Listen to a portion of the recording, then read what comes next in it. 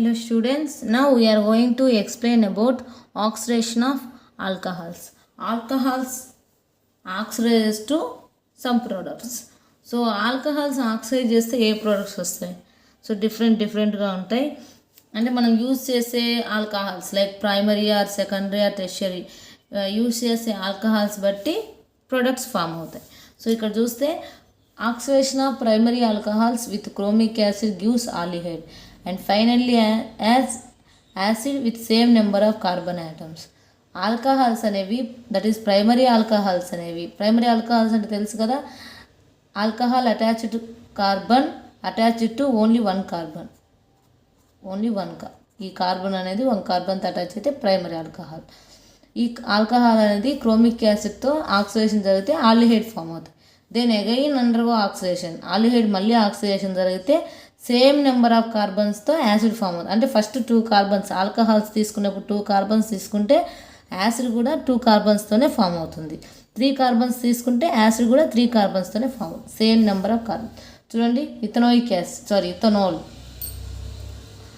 Ethanol undergo oxidation in the presence of chromic acid gives aldehyde ethanal and again undergo oxidation ethanoic acid.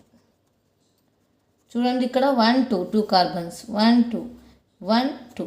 So same number of carbon ఆటమ్సే కదా.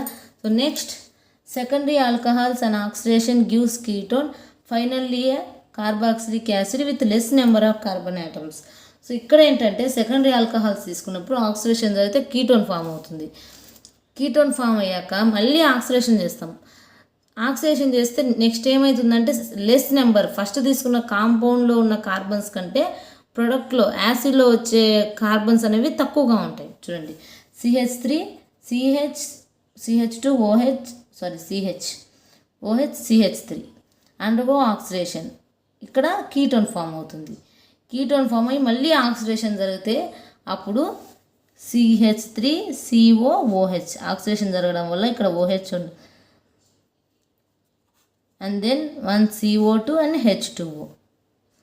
So primary alcohols అయితే same number of కార్బన్స్తోనే acid form అవుతుంది ఫైనల్గా.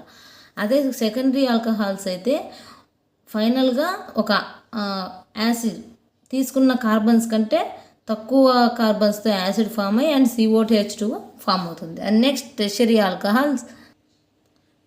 Alcohols అనేవి అసలు carbon కాంపౌండ్సే form అవ్వవు, అసలు ఆక్సిడేషన్ జరగడానికి వీలు ఉండదు. ఎందుకంటే అక్కడ హైడ్రోజన్ అనేది ఉండదు. CH3 అండ్ OH ఉంది. ఇక్కడ ఆక్సిడేషన్ జరగడానికి ఇక్కడ ఏ హైడ్రోజన్ లేదు. అండ్ దెన్ ఆల్డిహైడ్ ఫామ్ అవ్వాలంటే డబుల్ బాండ్ O పెట్టడానికి ఒక హైడ్రోజన్ కావాలి.